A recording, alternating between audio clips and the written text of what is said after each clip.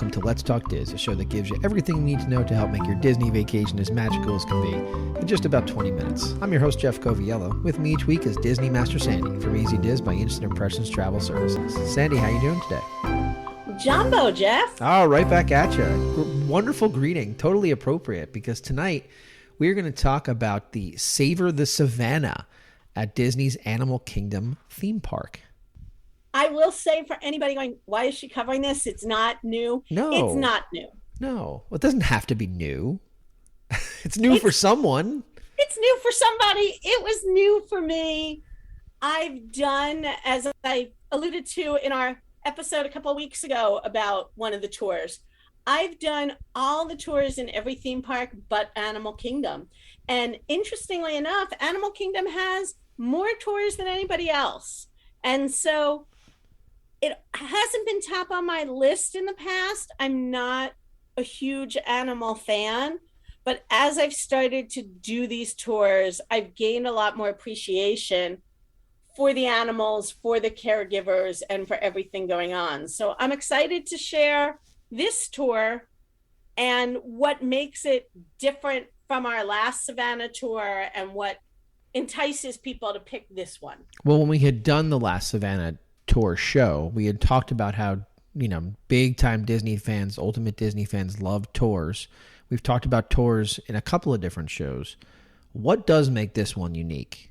This one has food, so I think a lot of people flock to it, and it has alcohol. So yes, those are two things that people do tend to flock to. I agree with that. Your, present company included, very much so.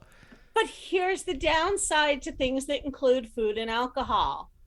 It does increase the price. Sure. This tour is almost twice the cost of the Starlight Safari that I've talked about previously. Well, let's do that. Let's give the price and then give us the basics as far as what this is, like when it happens. This tour is $174. Okay. Theme park admission is required and not included. So that's a big thing to know. You must have theme park admission. Currently, you must also have a theme park reservation unless you're hopping over there from someplace else. This tour happens twice a day, 3:15 and 4:30. And it is up to 16 people on tour. All right, so those are the basics. You need the park admission, $315, $430. It's $174 per person on top of your park admission. Talk to us about once you were there. What happened? What did we do? How did it start? Like, let's just take us on this journey, and then I'll kind of take you with some questions from there. So I do love that you can book this tour online, either through mydisneyexperience.com or through the app, or of course with your travel advisor. Sure. And if you're a big reader, when you book this tour, you kind of check off that little box that you've agreed to all the terms and conditions. And I bring that up because the terms and conditions say very clearly, this tour will happen rain or shine, or mass rain close to flooding. It took me a little bit longer. I did park hop that day. And I have to say, there's a tour desk right outside of the safari. For those of you that have been going to Disney for a long, long time, I'm going to stretch your imagination back to one of the things that I miss most. And they used to have special busing that you could pay for that took you from a backstage area deep within the park over to a backstage area deep within another park. If you ever took that special busing, it's the same exact check-in location. And I went through. Animal Kingdom is the park to me that in the rain floods the most. So literally, pun intended, I was a fish swimming upstream. People were mass exiting as I was trying to make my way through the puddles over there. And I arrived and I was surprised. There is a nice little shelter that we could all stand under. But all these people arrived in the pouring rain without an umbrella, without a poncho. We got a bonus with our $174. Disney graciously handed out ponchos to everybody because that's great. We were headed out in the rain. And again, as they say on Cali River Rapids, you will get wet, you may get soaked.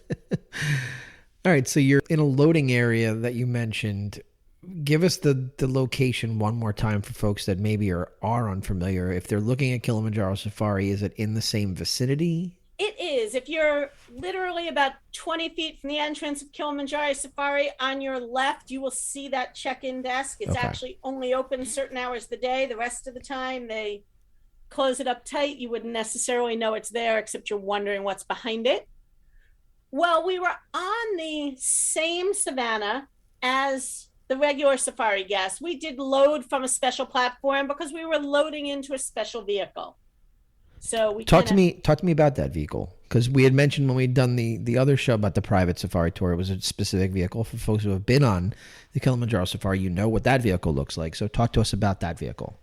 This is either the identical vehicle that I was on, or it's the identical vehicle but a couple of feet longer because they take a couple of extra people. Okay. So it's going to look from the outside similar to a regular safari vehicle, but instead of those rows of seats, you're going to enter from the back, and there's going to be benches around 3 sides, and everybody sits facing the middle. Okay. It is open air, so again, you are open to the elements.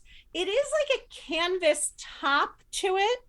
I will say, word to the wise, the canvas top can only hold so much rain till you hit a bump and it all comes down. Okay. So if you do get hit in the inclement weather, that's what you're dealing with. But it does sound like it's enough of a canvas top that would provide shade from the beating sun had you get a hot day. It definitely would. Okay, so let's talk about the actual experience then. How many animals are we seeing? How many species of animals are we seeing? You know, when we had gone back and done our show on the Starlight Safari, which takes place at Animal Kingdom Lodge, Kidani Village, you know, you had given a number of what you had seen. What are we looking at here, you know, in retrospect? So interestingly, the number of species is not that many more. We had 33 over on the Kidani Savannah. There are 37 species here. Okay. But because of the size, we go from 200 animals like we had at the resort to 300 animals. And they were very quick to say to me, give or take 1 or 2. We have animals being born all the time here. Very, very true. This is during the day. This is at 3:15 and 4:30, which is in contrast to the other show that we had most recently talked about. So you're seeing things really in daylight. You're seeing them in daylight. And while we had a private / unique loading area for our Jeep, once we headed out, we were on the same route as all of the other Jeeps were. Okay. We didn't take any special roads except one teeny one that I'll talk about in a minute. The big difference here is we did pull over a couple of times. Sorry, people, we blocked your pictures of the giraffe. I kind of felt really badly. We pull over to the side. Once we're stopped, you are allowed to stand. Again, you're not reaching out and petting animals. They are getting kind of close in some instances, but you're keeping everything inside the vehicle. But you're able to stand and take some photos and really look deep into the habitats and see more. I do think as people were going by and they're going, why are they getting to stop and we're not? Right. And again, I felt bad. We definitely blocked people's view a couple of times, but I guess that's what I get for my $174. Well, I mean, it's a significant price point. So you mentioned that it includes treats, which is part of the price point.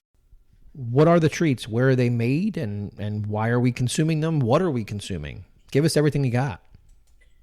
So this is the one time that we went off the normal path. We were still on a roadway that was preset for us.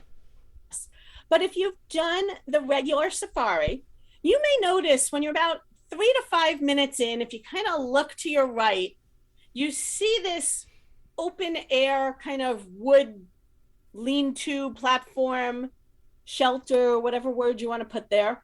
If you've done it in the afternoon, somewhere between 3:30 and 5:30, you may look over and go, how come there's all these people standing out there? This is why. This is why. That is where they've set up a treat for us. So our Jeep pulls in. They've got tables set up with tablecloths for us. There are bathrooms out there for us as well. And then one member of the culinary team walks us through all the food. It's prepared at Tiffin's, brought over in coolers. And we start with like an appetizer smorgasbord. Fruit and cheese, a fig and almond cake, two kinds of chutney, a cacciamore salad, which is like mozzarella cheese, tomato, cucumbers, all marinated, hummus and pita bread, shrimp with tandoori spice, lots of fresh fruit, a green chicken curry, some dried beef, and an olive and pickle mix. So some unique things, some more little bland things if you've got some that aren't big eaters. You can just help yourself to some treats, sit down, and really, I mean, we sat down, and I have to say, though I've never been for real, so I can only judge this based on Hallmark movies, I felt like I was sitting in the middle of the wild. Like, I had a great view of the animals roaming around. They did have binoculars for us if you wanted to get a closer up look. They encouraged us to wave to all the people passing by on the regular safari, wondering why we were so special. You could head over and get a drink. So all over Disney property, you may know that they are famous for what's called their pag juice, pineapple, orange, and guava. So that's the non-alcoholic. They did have a cucumber infused water for us. And then they had beer and wine. And all of the beer and wine ties into animals in some way. I tried the Tiger Eye Gold, which you can get in the theme park as well. It's a local microbrewery near Orlando, and part of their profits are donated to a tiger reserve. Casa Beer was also served painted wolf wine, game reserve wine. All of the alcohol donates to different wildlife funds. Which is a main mission of this theme park. So it's really cool that in this experience, something as very specific as the alcohol served on this tour is also tied back to the mission. Very, very cool. What else did we have for food? After we got all the way through that, and there was plenty, we did get desserts. And I have to say, you'll see in my photo, it's a very small tray of desserts they present. And again, it can be up to 16 people. And you look at that and you think, my family of four can polish that off pretty easy. And they do say to you, you're going to come up and think these are really small and you're going to want to take one of each. But they are rich and they are filling. Please take one at a time. And if you'd like a second after you're done, you're welcome to one. I will tell you, out of our entire group that was there, I did not know all of them. I think only one person went back because they are filling. They are beautifully done. Kudos to the pastry chefs. There was a deconstructed s'more in this little silver tin. There were fudge pops that was zebra and tiger striped, and then this amazing passion fruit cake. So definitely not a meal in its entirety, but definitely some very filling afternoon treats. Well, and it just sounds like a cool little twist, right? It's something that is unique. We had asked in the beginning what makes it unique. That this is what you mentioned. Everybody gets to look at you like you are part of the attraction as you're having these delicious things made from Tiffin's, which is great. You know, when we had done the show previous about the Starlight Safari, I had asked you the question, were there any neat facts you would learn? Anything about the way that they care for the animals, any of the animal specifics? So I'm going to ask you the same question. Maybe it's a similar answer, maybe it's a different answer, but any neat facts that you had learned by going on this particular experience? Most definitely. And I will say that this one had a higher education component to it. Okay. We did have people on our Jeeps that were talking us through. But one of the other things is that normally one of the zookeepers comes out and meets you at several of the stops along the way.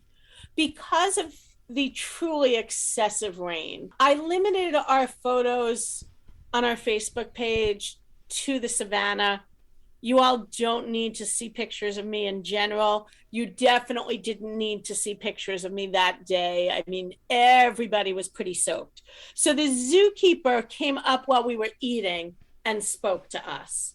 And one of the things that she talked a lot about was that zoos have a little bit of a choice whether they want to try and be accredited by the AZA, the American Zoo Association.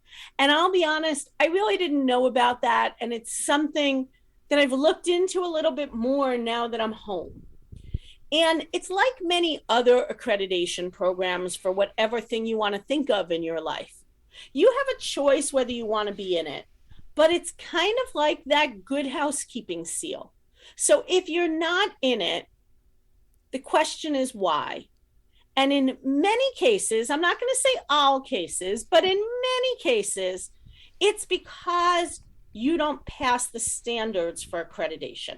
Mm-hmm. So I think that's an important thing to know. Less than 10% of the almost 3,000 zoos in our country are accredited. Wow. And so there's a lot that they have to do to be accredited. There's a lot that they have to keep up with to be accredited. A big part of that is obviously animal care. But one of the other interesting things that they talked about that you are eligible to be part of through the AZA is breeding programs. So they talked about different animals that they have that are close to extinction and how they breed them. And again, there's a bit of control to the breeding. We don't want to have 500 giraffes born on the Disney safari, though my daughter will disagree. They can't keep 500 giraffes. So a lot of times what you'll find in Disney and other zoos is that their population for a specific animal is all male or all female, so that they are not continually breeding. Or they're separated. So for instance, when you go over the hippo pond on the regular safari, you come to some hippos on your right, and then there's a second hippo pond on your left. I bet you didn't know that's a bachelor and a bachelorette pad. They are kept separate. Everybody goes to Disney World for your bachelor and bachelorette parties, including the hippopotamus. There you go. So they talked about the breeding program, and it was interesting because one of the animals, and I apologize, I don't remember which it was so close to extinction, and they worked on breeding it, that now in American zoos, we have 25% of the population in the world of this African animal, because it's becoming extinct out there, but through the breeding program, they can keep it here. And I think, hopefully you all enjoy my sense of humor. Disney's not up for any custody battles, because my question was, once the breeding, you bring in a giraffe or a tiger or an elephant, whatever you're bringing in to breed, does that animal stay there for however many months and then go back home? And vice versa, when you lend out one of your animals, does it come home? And the answer is not always. So sometimes that's why that number on the Savannah changes. Sure. If there's a zoo that needs an elephant, Disney may be giving up an elephant and it's never coming back. But they're only giving them up to other zoos in that accredited program and really working through it. One of the other parts besides the accreditation that all three of our guides spoke about was that Disney money, we all know that when you're in Animal Kingdom, they ask at every register if you want to make a donation. Right. And all three of the people that were our guides talked about different programs that they are part of that the money goes to fund. Elephant studies and zebra studies. And they talked about these other nonprofit organizations with such incredible passion and, their love for their work and for the animals and for the good and the future of the animals certainly shine through. You could tell this was not a scripted tour, which was really nice to hear what they had to say and that they were so open in answering all of our questions. Sounds tremendous. We're coming to the end of the program. Is there anything that we didn't cover or anything that you'd like to leave the listeners with tonight? I will say that one of the women that we spoke with, one of my favorite questions to ask people is, tell me your Disney story. How did they connect with Disney? What different roles have they had? Right. And what I learned is you're obviously not going to be the head zoologist, the head zookeeper, if that's not what you've gone to school for. But if this is your passion, you can have a lot to do with the animals. She was telling, I mean, she has no background in animal care, but she was explaining the part of the Savannah that she is responsible for. And every day she has about 60 animals that she has to lay eyes on, make sure that they're all safe and accounted for and moving around and doing well. And I'm like, wow, how do you know 60 animals when you've got, 7 rhinos? And she's like, you look at their skin and you look at their horns and you look at who's a fast walker and who's a slow walker, and you really get to know them. And so it was neat to see that Disney really fosters this love of animals and allows people to explore it as a career. It's not, they definitely have their medical staff and they're highly degreed people, but anybody that wants to be part of the conservation and the animal care can get that opportunity. Well, I really thank you for taking the opportunity to experience the Savor the Savannah tour at Disney's Animal Kingdom theme park. It sounds like a really unique experience, as we had said in the beginning. I think you've done a great job of laying out what makes it unique from the other Savannah and safari opportunities that are offered on property, on all properties. So thanks for taking the time tonight, and have a great week. It is my pleasure. I will wish our listeners sunny days at Animal Kingdom, and have a great week to you as well. And that's a wrap this week on Let's Talk Diz. If anyone you know could benefit from this or any show, please share, have them like and subscribe. And don't forget to reach out to the folks at Easy Diz by Instant Impressions Travel Services for any Disney destination planning. Make it a great week, and as always, keep making memories.